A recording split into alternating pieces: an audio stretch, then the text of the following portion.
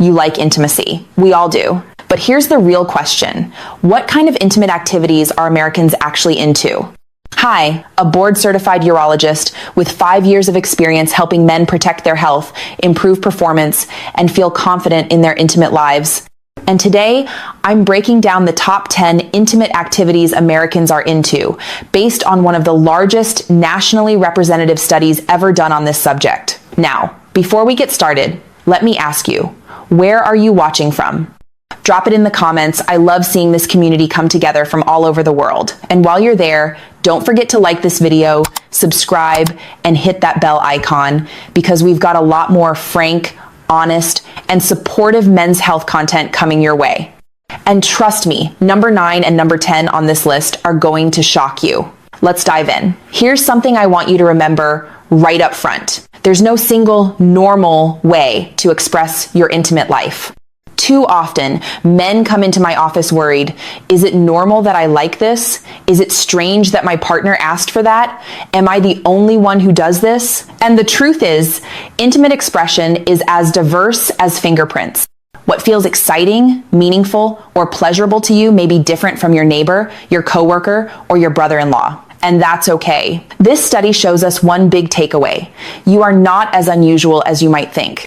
Millions of people are exploring, experimenting, and enjoying a wide range of activities, most of them perfectly healthy, normal, and common. So where does this information come from? Researchers surveyed over 2,000 American adults, 975 men, just over 1,000 women across every age group, ethnicity, and background. The survey was confidential, giving people the freedom to answer honestly about what they've actually done, what they enjoy, and what they think about. And while the majority of participants, 91%, identified as heterosexual, this still gives us a fascinating snapshot of what Americans are really into. So let's dive into it. As I mentioned, I'm Dr. Hada. I've been a practicing urologist for 5 years, specializing in men's health and intimate wellness. I've worked with hundreds of men who worry they're not normal, who feel embarrassed about their desires, or who simply want reassurance that what they're experiencing is okay. And I can tell you this, most of what you think is unusual, it's not. So let's normalize the conversation. Let's talk openly, honestly, and without judgment. Here are the top 10 intimate activities in America today. Number 1, traditional intercourse. Not shocking, right? This is by far the most common activity, with 88% of men and 91% of women reporting regular intimacy when they have a partner. Biologically, this makes sense. It's the most straightforward way humans reproduce, and it's also the foundation of connection for many couples. Emotionally, it represents closeness, trust, and vulnerability. Practically, it's what most couples default to. But the fact that it's expected doesn't mean it has to get boring. Position changes, open communication, and prioritizing mutual pleasure can keep this core activity fresh and fulfilling. Number 2, self-pleasure. Now, here's one that always makes people nervous to talk about, but let's be honest, over 80% of men and women do it. In fact, in the last month alone, 64% of men and 41% of women admitted to engaging in self-pleasure. Biologically, it helps regulate hormones, supports prostate health, and keeps function sharp. Emotionally, it reduces stress and helps you stay in touch with what feels good for your body. Practically, it's private, accessible, and requires no partner. As long as it's not interfering with your relationships or daily life, it's completely normal and in many ways beneficial. So if you've ever felt shame about this, let me be clear. You shouldn't. It's healthy, it's normal, and it's part of taking care of yourself. Number 3, oral intimacy, giving and receiving. Both are extremely common, with more than 80% of Americans engaging in oral intimacy at some point. Biologically, this is one of the most effective ways to create pleasure for a partner, especially for women, who often need this kind of stimulation to reach satisfaction. Emotionally, it's often seen as a sign of generosity and trust partners learning to please one another beyond the basics. Practically, here's the catch. Infections can still be transmitted orally, herpes, HPV, and others. So from a urologist's perspective, protection matters. Barriers like protection methods aren't glamorous, but they're effective. The bigger picture? Oral intimacy is about connection, generosity, and learning what your partner enjoys. Number 4, watching adult content. Controversial? Absolutely. Common? Even more so. 82% of men and 60% of women report watching adult content at some point. Biologically, occasional viewing can enhance arousal, but in excess, it rewires the brain's reward system, leading to decreased sensitivity and potential struggles with function. Emotionally, it can create unrealistic expectations comparing real-life intimacy to fantasy. Practically, moderation is the key. Adult content is not real life, it's entertainment. Healthy intimacy requires communication, patience, and presence, not performance. So if you watch it, be mindful. And if you notice it's affecting your real-life connection with a partner, it might be time to pull back. Number 5, wearing special clothing or lingerie. This one might surprise you. About 75% of women and even 26% of men admit they've chosen special clothing or undergarments for a partner. Why? Because anticipation is powerful.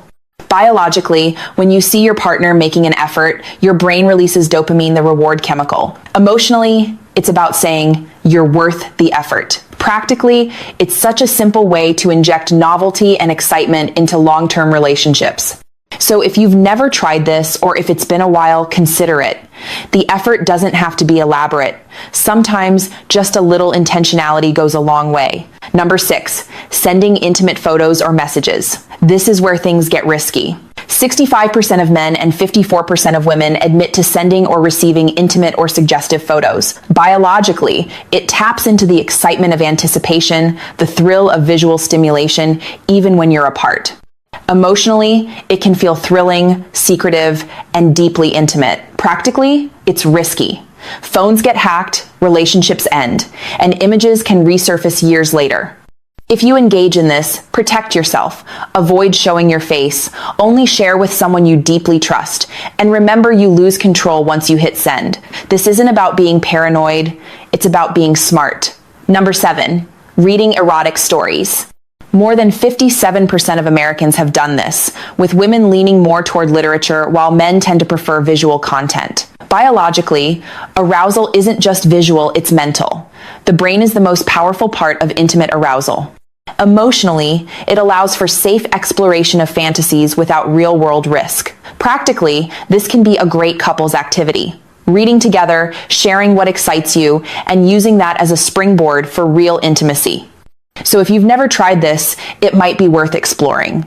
Sometimes the imagination is more powerful than anything else. Number 8, intimacy in adventurous locations. Now we're getting into surprising territory.